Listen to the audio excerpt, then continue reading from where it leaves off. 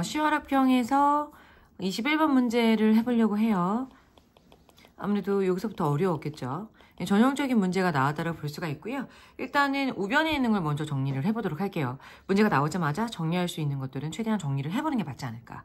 얘 같은 경우는 전형적인 이제 미분계수를 이제 이용할 수 있는 모양이 나오기 때문에 어쨌든 간에 모양을 만들어 봐야 뭔가 나옵니다.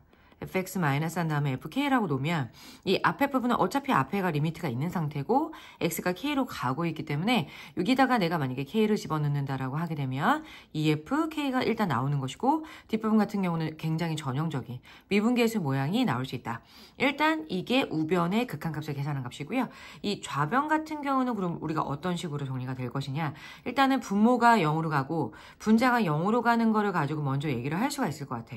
만약에 분자가 0으로 간다라고 생각을 하면 지금 x자리에다가 k를 집어넣어야 되잖아. 그러면 이 k의 제곱에다가 fk에다가 바로 그냥 쓰는 겁니다. fk의 전체의 제곱이었다라고 볼 수 있는데 이게 0으로 간다라고 생각하면 fk로 묶은 상태에서 우리가 어떻게 볼 수 있느냐. 이 k의 제곱 마이너스 fk라고 얘기를 할 수가 있겠죠. 그렇다면 그로 인한 얘는 0이거나 얘가 0인 게 나오는데 이것을 만족시키는 k값이 t하고 마이너스 t라고 하는 조건도 갖고 있습니다. 우리가 일단 하나가 나올 수 있었던 게 fk라고 하는 게 2k의 제곱이라고 하는 거가 일단 나올 수 있었겠죠. 그럼 여기다가 내가 만약에 t를 집어넣었다라고 생각하면 2t의 제곱이고 그리고 f-t를 집어넣는다라고 하더라도 이것도 마찬가지로 2t의 제곱이 나오는 상태이기 때문에 그렇다면 fx라고 하는 거가 마이너스 2t라고 생각했었을 때 그때 x자리에다가 내가 뭔가를 집어넣어 t를 집어넣고 또는 마이너스 t를 집어넣었을 때 x 플러스 t와 x 마이너스 t를 집어넣었을 때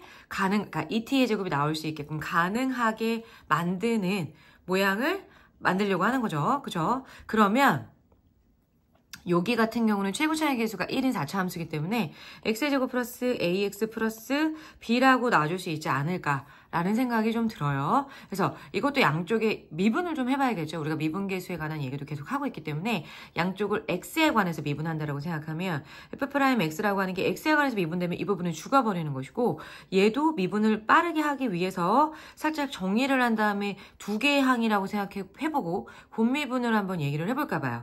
그래서 x제곱 플러스 ax 플러스 b라고 하는 식 하나가 나올 것이고 앞에 거를 냅둔 상태에서 그 다음에 뒤에 거를 미분하는 모양을 보여주자.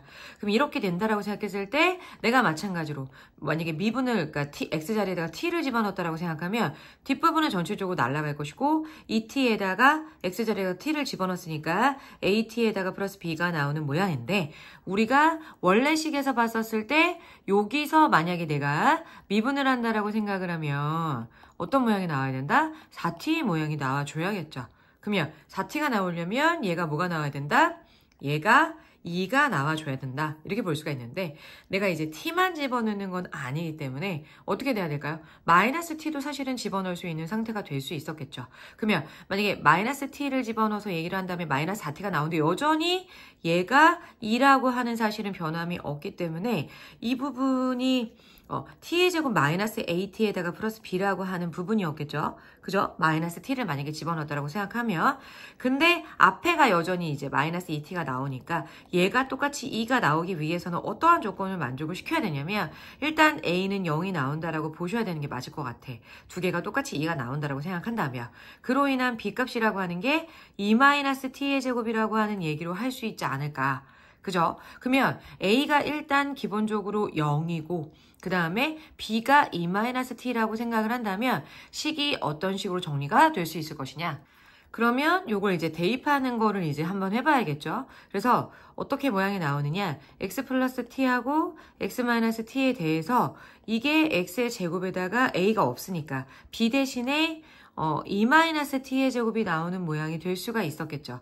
얘는 x의 제곱 마이너스 t의 제곱이었고 그 다음에 이러한 식이라고 하는 거는 엄연히 fx에다가 마이너스 2t의 제곱을 한 상태였습니다. 그렇기 때문에 요 마이너스 2t의 제곱이라고 하는 걸 일단 넘긴다라고도 생각을 해봐 주셔야 되고 이게 지금 공통 부분이 생긴 거 보이시나요? 그죠?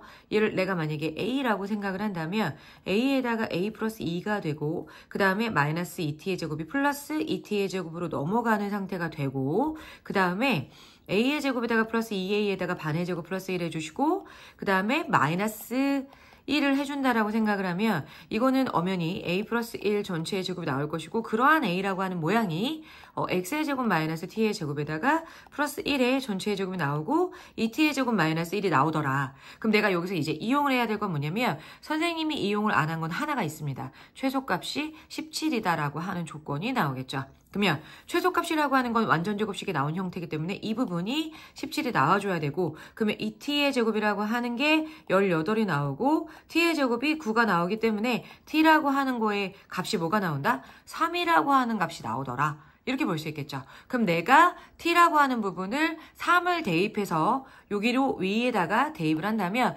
fx라고 하는 거는 구할 수 있는 상태가 되더라.